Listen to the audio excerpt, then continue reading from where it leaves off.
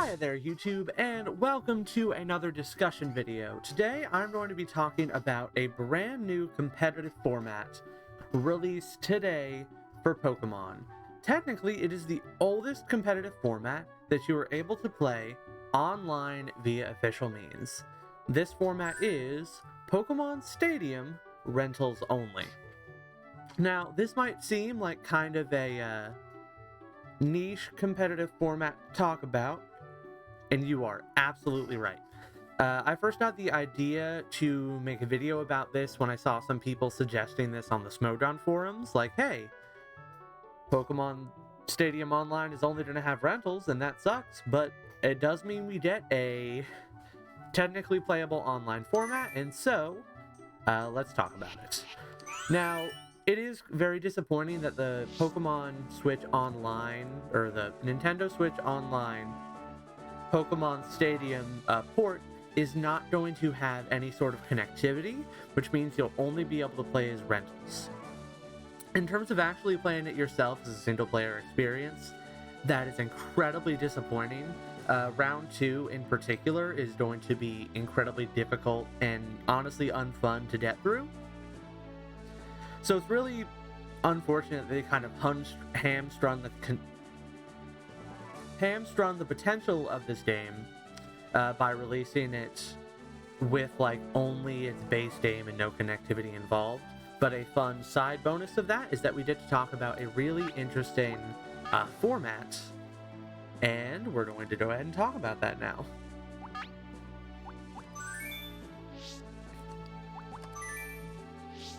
So anything goes, Pokemon Stadium rentals only.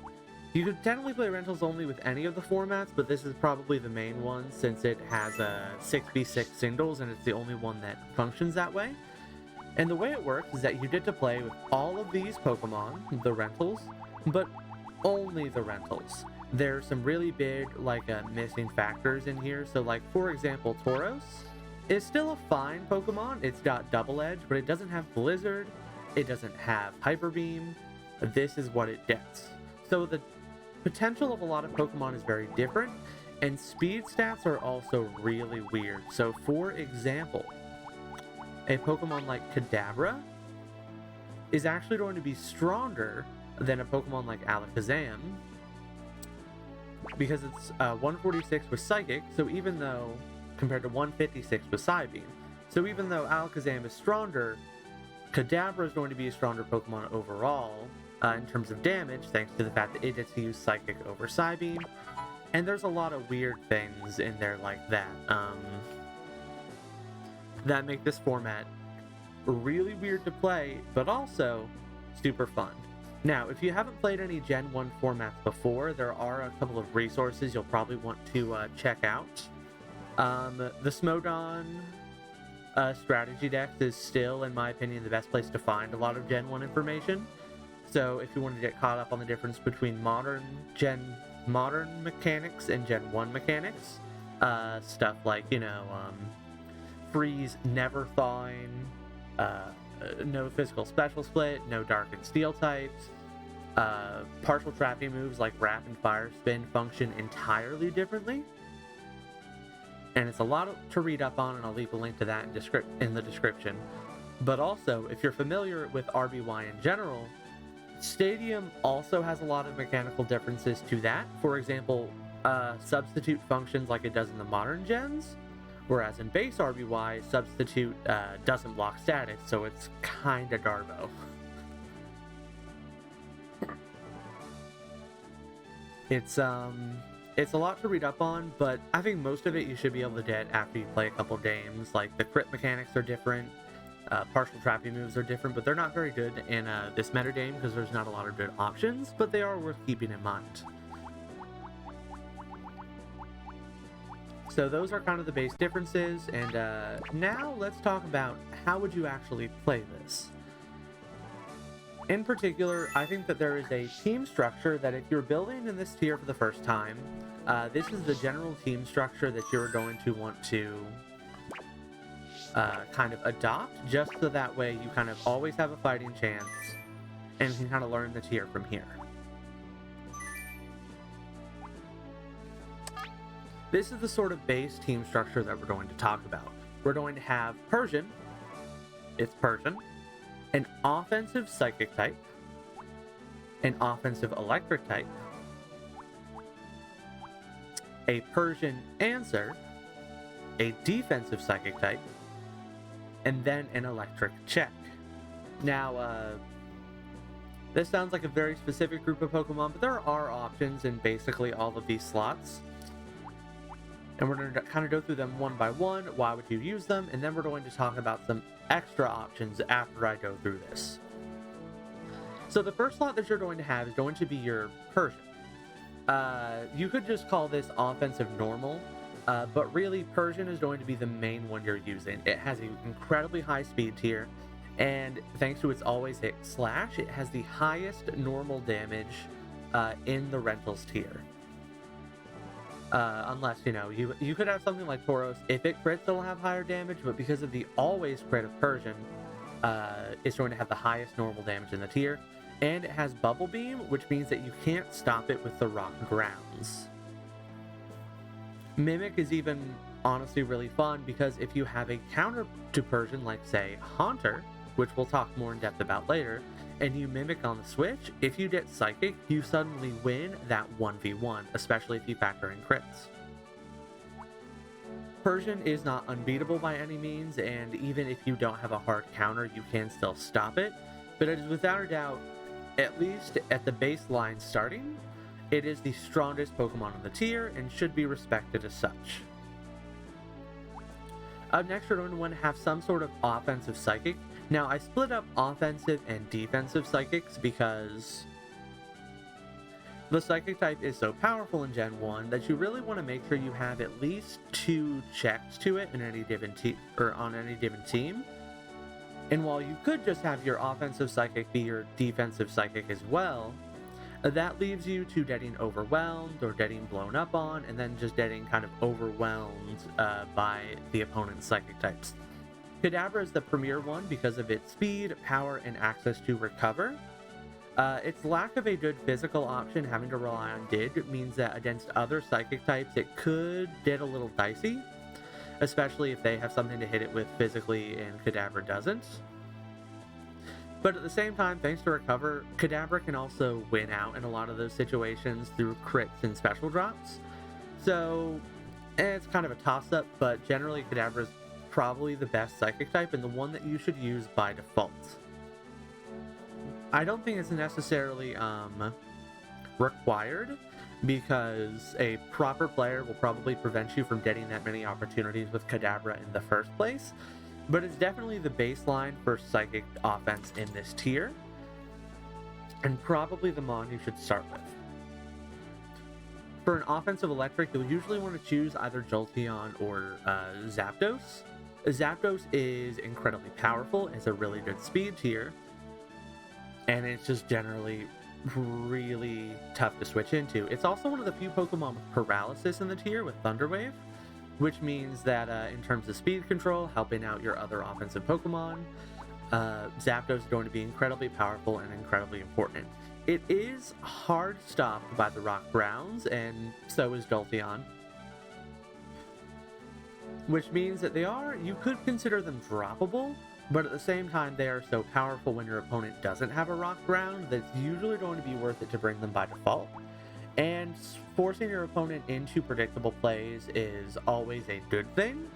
So, honestly, them having a Rhyhorn or Graveler or whatnot in their rock ground slot doesn't make Zapdos or Jolteon worthless. It just means you'll have to play a lot more careful with them in the early game.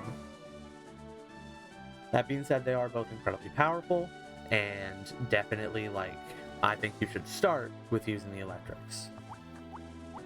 Up next is Haunter. Haunter is the premier Persian check, and it's also kind of an offensive Psychic type with its high special stat and access to Psychic, even though it's non-stab. It's also got Explosion, which is always a very useful tool. You don't necessarily want to blow up your Haunter because it's so important for stopping Persian, but the fact that it does have it is always good, and Meta Drain actually comes in very handy especially against certain defensive psychics like Slowbro or Starmie. Haunter is generally preferred over Gendar thanks to its access to Psychic and Explosion, but Gendar is still very good in its own right. Its higher speed stat actually makes it a bit of a better defensive Pokemon, and so that's very worth noting. Executor is maybe not the primary option for this defensive psychic, but it is a very good one. Leech Seed and Meta Drain give it some amount of recovery, and Stun Spore is, like Memento with Zapdos, very hard to come by and so very useful to have. Ed Bomb may seem kind of dumb, but with Ed Bomb you actually deal a lot of damage to Pokemon like Kadabra and Chansey, so it's very good that it does have it, even if it would probably prefer to have Psychic overall. And in the last slot on your team, we're going to talk about the Rock Grounds. The Electrics are so dangerous that having a Rock Ground kind of feels required. Now, it's not necessarily required. Like, you can play around something like Zapdos by just, making sure you're keeping offensive momentum, having Pokemon that don't necessarily care about paralysis that can trade blows with it. So it's not like a death sentence if you don't have a hard electric answer. But Rhyhorn and Graveler are generally going to be good because of the power of their earthquakes. So it's already kind of worth it to run them. So you should kind of go with it, especially to start with. Having a hard answer to the electrics is so useful that I definitely recommend having Rhyhorn or Graveler. The reason we run Rhyhorn or Graveler over, say, like Golem or Rhydon, is because they don't have access to Earthquake. They have to rely on Did, which is a lot more exploitable for the opponent to switch around. Not endlessly exploitable. I feel like as we move on and we start using the Rock Grounds for defensive purposes other than just Zapdos, Rhydon and Golem will definitely pick up in usage as we move forward, but for now, I think the more offensive options are better, and so I like to stick with Rhyhorn and Golem. The reason I usually use Rhyhorn is because it has access to Rock Slide, which has better coverage than Golem, which does not have Rock Slide. Yeah, so this is kind of the baseline team that I would recommend. This team in particular, I don't necessarily recommend because it has some big weaknesses we'll talk about. But in general, it is a very powerful team and like a good place to start on. So like if you're going to build in this tier, take this team and then work from there. Here's a quick variant of this team that I think is a little bit stronger, where we swapped out Jinx as another offensive psychic type. It's got a decent speed tier, it's got a decent special, and even though it's weaker than Kadabra, it has access to Lovely Kiss, and it has access to Ice coverage and Ice Punch. This makes it very generally strong, it's more threatening to Zapdos, and it's able to kind of punish defensive Pokemon with that Lovely Kiss. Now, Sleep is a lot worse in Stadium than it is in base RBY. It only goes from 1 to 3 turns, but it's still powerful. Like, don't get that twisted. Sleep is still powerful. It's just not as powerful as base RBY. The big thing about Jolteon is that thanks to Toxic, it can wear down the rocks better than Zapdos can. And thanks to its higher speed stat, it's actually a check to Persian in a way that Zapdos isn't. So like if you get your chip damage on Persian, you can very possibly finish it off with a Jolteon, which is really nice to have on a team. And Jolteon also serves as a very good Zapdos check in and of itself, so long as you don't care about being paralyzed, which means that you can actually open up your Rock Ground slot for something else. Don't necessarily recommend that, but it is an option when you're using Jolteon. Omastar, after the Ghosts, is kind of the second tier of Persian check. Because it relies on low accuracy moves, if you get unlucky, you can actually lose the 1v1 to just repeated Persian slashes. But the combination of Hydro Pump and Submission is actually pretty hard to switch in on if your opponent doesn't have a water of their own. So Omastar is a very strong option and debatably a better Persian check than Haunter. because Omastar doesn't have a really great mimic target for Persian to grab in the same way that Haunter does. Alakazam is primarily a defensive psychic in this tier. It's still powerful, even though it's weaker than Kadabra, and Tri-Attack is actually really good for helping to bully through stuff like Chansey and other Kadabra, but be careful of counter. Alakazam is a very good defensive psychic at switching into opposing psychic attacks and then throwing out your Psybeams and Tri-Attacks. I would never use it as your sole psychic type, but it's a very good defensive option if you want to keep your speed tiers up. It also outspeeds Persian, which is a very good trait to have on anything. And lastly, the Rock Ground slot of Graveler. It has a stronger Earthquake than Rhyhorn, and has access to self-destruct, but it doesn't have that rock slide. So that's kind of like the crucial give and take between the two of them. I usually do with Rhyhorn, but Graveler is also very good, and as I said before, I think if we slow down the format a bit, we can definitely see a cause for using some of the higher evolved rock grounds. Yeah, so that is kind of the baseline. I think you're mostly prepared to take a team and just start playing around with stuff, but there are a couple other Pokemon that I would like to talk about that are important to keep in mind, even though they don't fit on this team structure necessarily. So first off, we are going to bring up... Where is it? The debatably most dangerous Pokemon in the tier, and that is going to be Chansey. Chansey is nowhere near as powerful as it is in base RBY because it doesn't have that max investment in all its stats, which means that it's very frail physically in a way that regular RBY Chansey just isn't. That being said, though, the combination of Rest, which recovery comes at a premium in this tier, with Minimize, means that Chansey is going to be a soft Psychic check. Especially if your opponent only has Psychic types that rely on special damage like Slowbro and Kadabra, and don't have Psychic types that can specifically take on Chansey like Alakazam with Tri-Attack.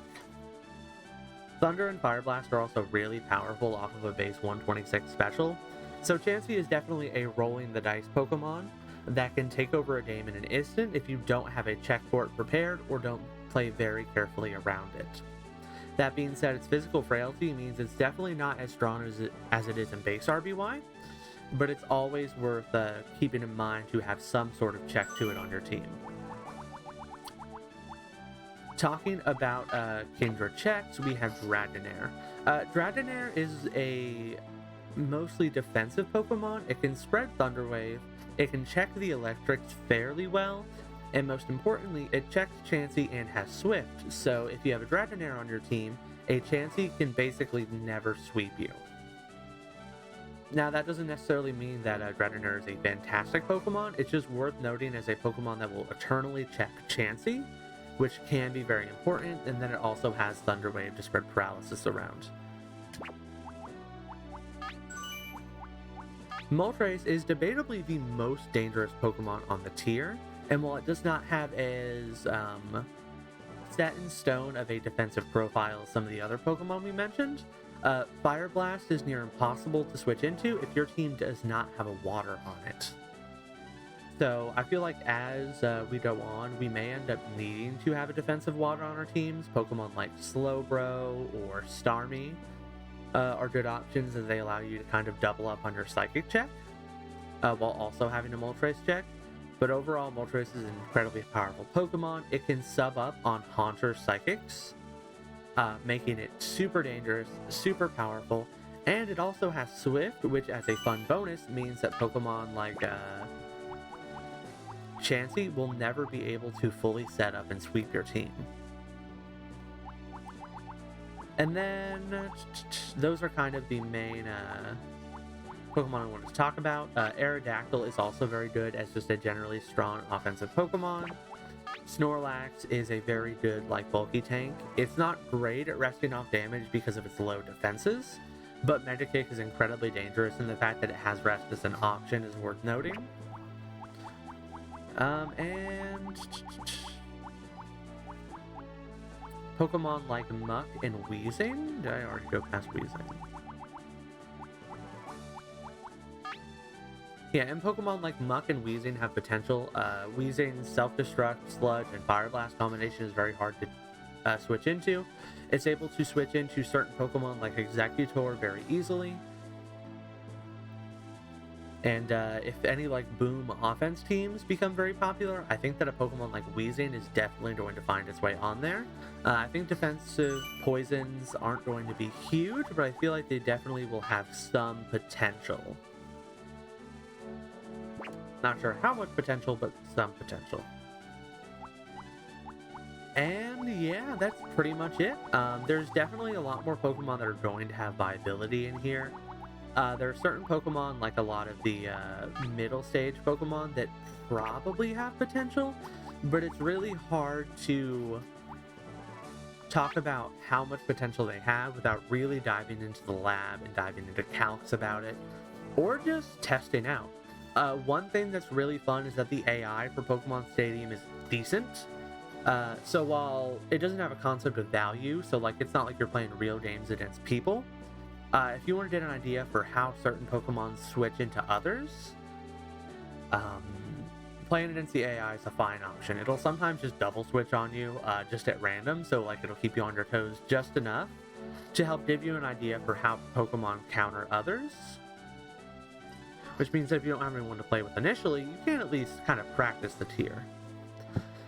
But yeah, that's pretty much it. If you would like to play this tier, let me know down in the comments. What are your thoughts on it? Do you think that trying to play this as a competitive tier is absolutely stupid? Maybe. I'm kind of planning to have some more content for this tier on my channel as I convince some of my other friends to play it. It's going to take a lot of convincing, but hopefully we can get somewhere with it. And also as a fun side note, I've actually been, this is actually not the Switch version, this is the N64 version, upscaled to 1080p via the RetroTank 5X. And so as a fun little bonus, now let's take a look at the intro on the Switch version for comparison's sake. So we saw the original intro just a little bit ago as I started the video, and now let's take a look at the Switch version's intro just for comparison's sake. Once again, thank you all very much for watching. Be sure to check out this tier. More resources for it are on the Smogon strategy decks. So yeah, thank you all very much, and bye there, YouTube.